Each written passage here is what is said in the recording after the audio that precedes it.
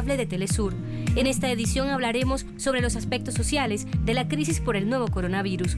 Les recordamos nuestro correo electrónico guiatucuerpo@telesurtv.net. Pero antes hagamos nuestro acostumbrado recorrido por las notas informativas más relevantes de la última semana.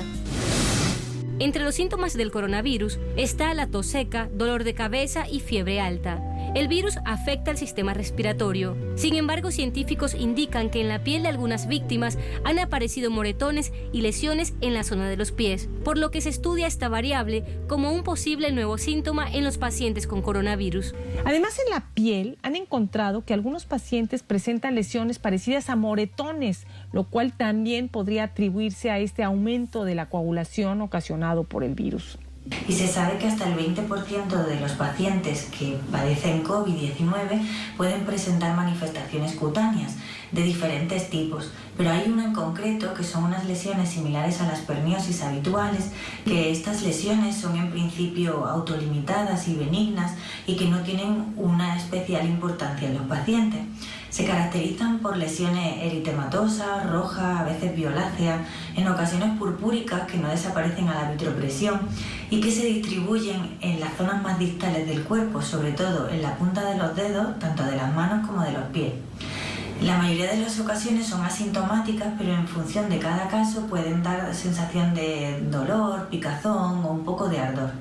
Como decimos, son autolimitadas en el tiempo, a lo largo de semanas o algunas veces más días, van desapareciendo, incluso muchas veces sin poner tratamiento. La información fue difundida por el Consejo Español de Colegios de Podólogos. El informe alerta sobre la aparición de lesiones moradas similares a las que ocasiona la varicela y el sarampión, especialmente en niños y adolescentes.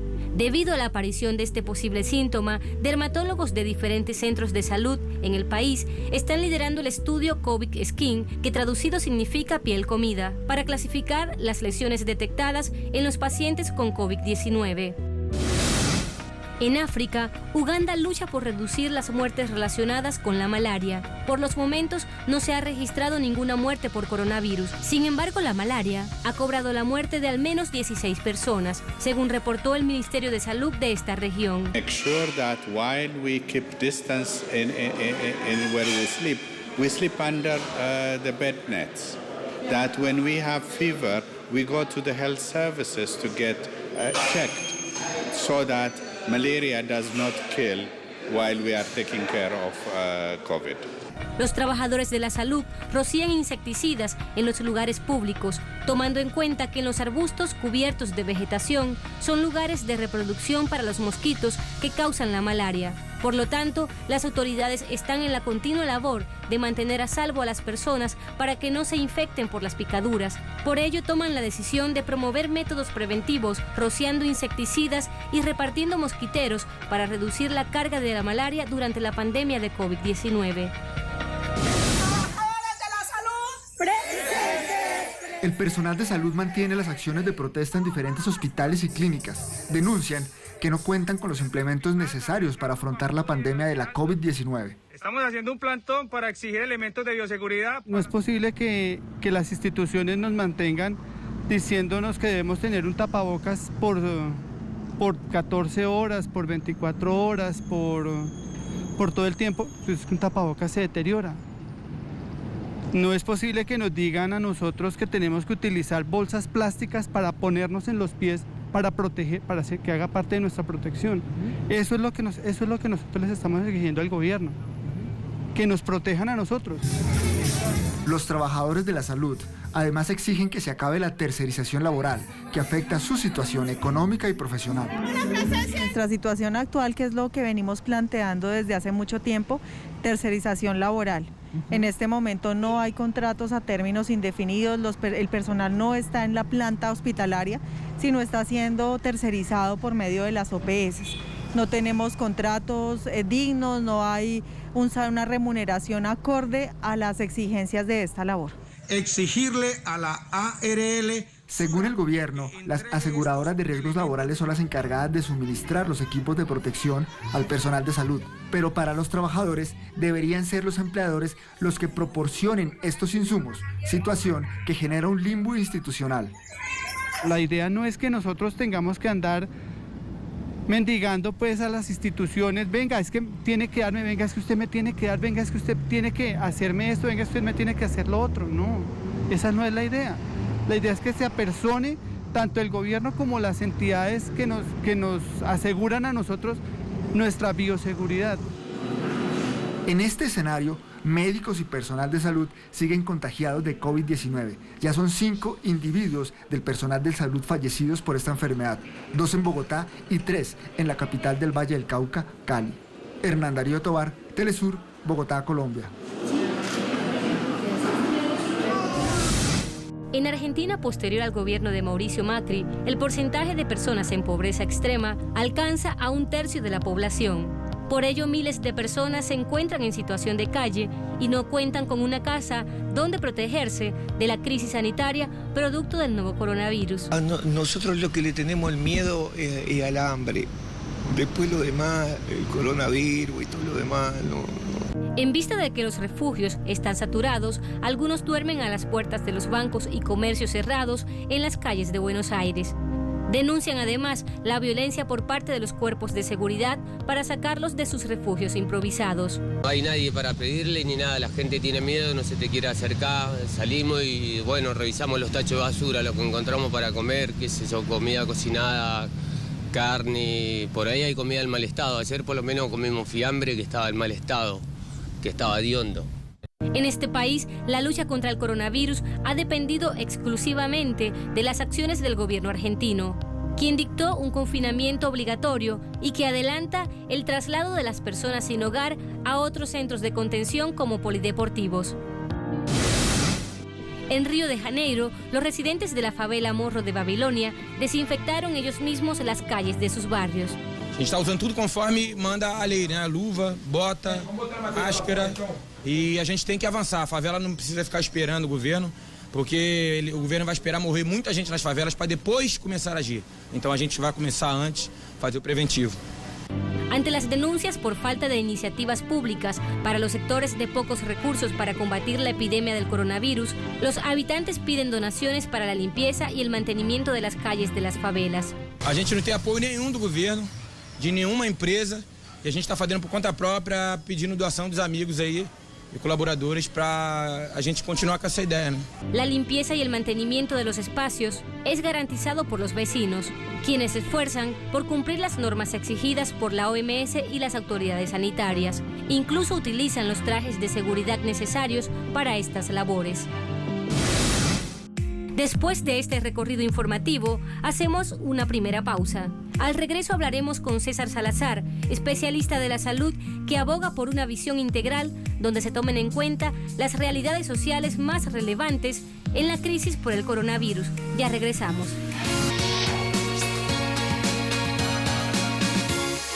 Estamos de vuelta con Guía Tu Cuerpo. Si quieres comunicarte con nosotros, recuerda nuestro correo guiatucuerpo@telesurtv.net. En nuestro tema central mostraremos cómo el coronavirus pone en relieve las grandes contradicciones de nuestras sociedades. La crisis sanitaria actual ha sido un reto para todos los gobiernos y profesionales del mundo. Ha causado diversas reacciones en todos los sectores, sobre todo en los sectores estratégicos nacionales e internacionales. Las medidas y reacciones inmediatas han privilegiado a los sectores económicos e instituciones de la salud. Ante esto queda una interrogante. ¿Qué pasa con los demás sectores y grupos sociales? ¿Qué significa tener una visión integral de esta crisis? Cualquier análisis que podamos hacer del sistema de salud en el contexto de esta pandemia implica mirar primero una consideración previa, que es que no se trata únicamente de un virus frente a una persona en un sentido estrictamente biológico, sino lo que es más bien es de un virus, una crisis biológica frente a una persona, pero también su entorno, sus redes, el cómo el Estado le da seguridad a esa persona. La desigualdad social es un problema con un largo recorrido histórico en Latinoamérica, que se expresa en distintas realidades relacionadas con la inseguridad laboral, el hacinamiento, la inestabilidad habitacional y el limitado acceso a la salud. No entender que las desigualdades sociales es lo que convierte a la salud en un asunto social antes que en un fenómeno biológico. Hay condiciones estructurales que impiden que la prevención de la salud sea realmente igual para el grueso de la población. Y entonces el virus, naturalmente, que es un problema biológico gigante, es probablemente la mayor crisis sanitaria que estamos viviendo, debido a su alta tasa de contagio, debido a que afecta a grupos vulnerables, debido a su larga estadía en unidad de cuidados intensivos.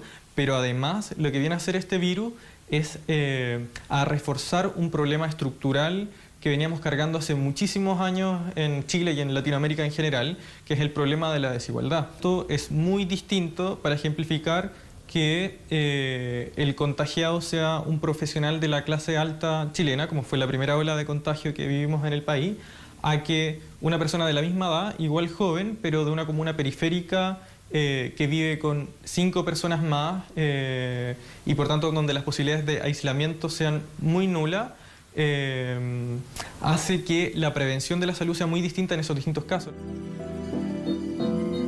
Cambiar estas formas de funcionamiento del sistema es imperativo para que se logre mitigar el impacto de la crisis por coronavirus. La mortalidad general, es decir, si uno junta todas las mortalidades y hace un promedio, es mayor en la población más pobre. Es decir, ser pobre implica mayor riesgo de enfermar y de morir que el resto de la población.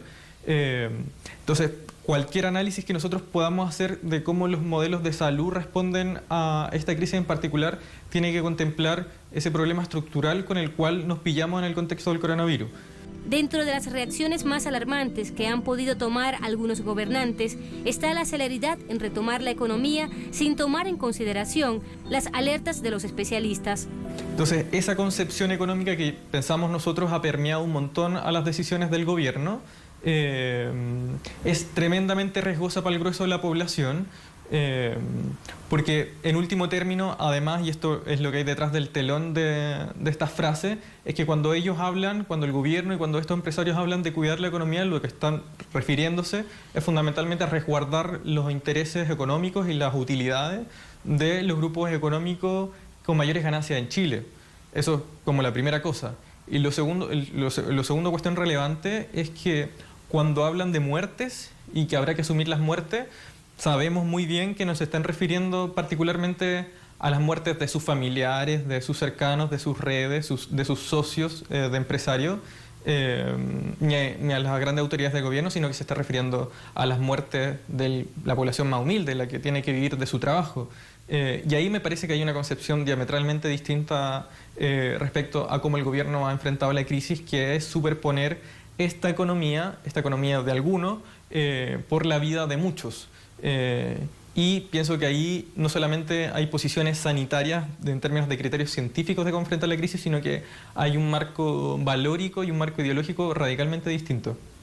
Las posturas irresponsables de los gobiernos que hacen a un lado la seguridad de la población para priorizar los beneficios económicos de una minoría pronto darán resultados. Ya se conocen casos de rebrote del virus en países como Japón y China. Y por lejos me parece crucial, y creo que estas son las lecciones de las cuales hay que tomar nota en esta crisis, es que es necesario fortalecer la salud pública, ir progresivamente cortando y eliminando el lucro y el negocio en la salud, porque cuando la salud es un bien vendible y cuando hay espacio de la usura, se atenta contra la vida, contra la calidad y el bienestar del grueso de nuestra población, y eso particularmente en esta crisis de una pandemia mundial, pone en peligro a muy buena parte de la población. En Chile, desde hace décadas, el sistema de salud pública precariza las garantías de salud de la mayoría de la población, producto de la aplicación de modelos neoliberales en las áreas más sustanciales del país. La salud pública, que ha sido objeto de un montón de ataques sistemáticos y de recortes de recursos a lo largo de más de 30 años en Chile, ha sido la única seguridad que se le puede dar a ese grueso de la población más humilde.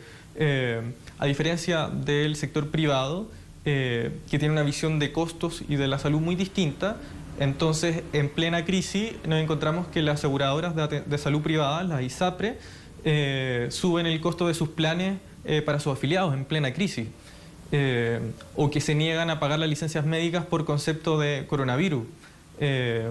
O tenemos, por ejemplo, que los proveedores de insumos de salud suben el precio en 3.000% el insumo de las mascarillas, que antes valían 27 pesos, ahora valen 1.000 pesos. Para los hospitales que atienden al grueso de la población más humilde, es decir, para la misma población, para los mismos equipos de salud que están enfrentando la crisis.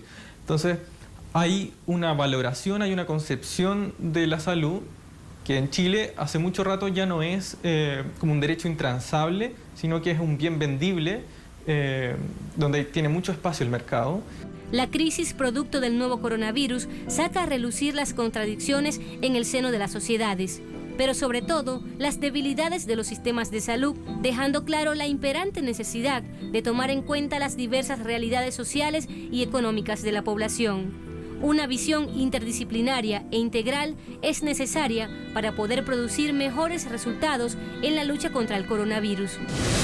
Tiempo de nuestra segunda pausa. No olviden que pueden contactarnos a través del correo guiatucuerpo@telesurtv.net y en nuestra multiplataforma en internet www.telesurtv.net. Ya volvemos. La pandemia ha sido enfrentada de diferentes maneras.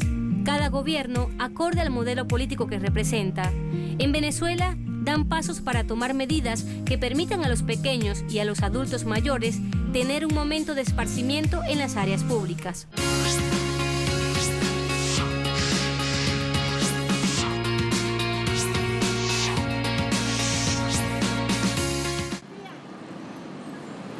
Día soleado y una brisa que acaricia las mejillas. Así disfrutan estos niños y niñas luego de más de 40 días de cuarentena en sus hogares. En compañía de un representante y de estricto uso de mascarillas, es como vivieron esta jornada de flexibilización de la cuarentena miles de niños, niñas y adolescentes. Son población priorizada, que había cumplido a cabalidad el confinamiento. Escucho música, ayudo a mi mamá, la mayor parte del tiempo estoy metida en el teléfono, porque prácticamente es lo que me hace que no me estrese tanto. ¿Y había salido a la calle? No. ¿Primer día? No. ¿Esta es la primera vez que sale? Sí, desde la primera vez que pautaron la cuarentena, dije, ¿sabes? No salgo. También un rato con los niños por ahí, pasear, distraernos, porque ya tenemos un mes encerrado, como un mes y medio encerrado, y bueno, la verdad que hace falta también mover las piernas. ¿Es los niños? Sí, sí. ¿Qué han hecho ellos? Es una ciudad distinta, con normas distintas a las que conocían cuando comenzó el aislamiento. Los niños necesitan pues un poco de esparcimiento y aire libre, porque es difícil mantenerlos por tanto tiempo confinados, ¿no? Pero de igual modo, si es necesario hacerlo, hay que hacerlo. Pero si se ve que hay estas posibilidades, sin correr riesgo, se asume, pues, se puede hacer. Las familias han mantenido la cuarentena con creatividad y resguardando la salud física y mental de los menores. Enseñarle la situación que tenemos en la parte exterior. Porque estamos internamente compartiendo más tiempo en la casa, porque quizás no pudieran entender ellos en su totalidad lo que es el tema del coronavirus. Y sin embargo hacemos una referencia del mismo, dándole normas de seguridad, que debemos usar los guantes, de qué se trata la enfermedad, de qué se trata el contagio y qué consecuencia trae. Las organizaciones populares desarrollaron juegos de diversión y ejercicio, con música y recreación para acompañar este retorno controlado de la niñez a las calles.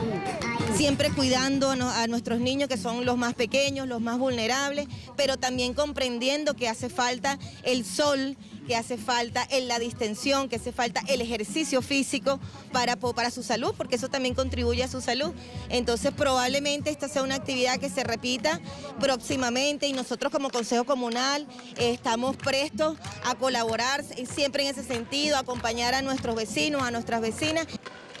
Sin aflojar las normas de prevención, esta medida prepara a las personas para convivir con el virus y acostumbrarse a la nueva realidad.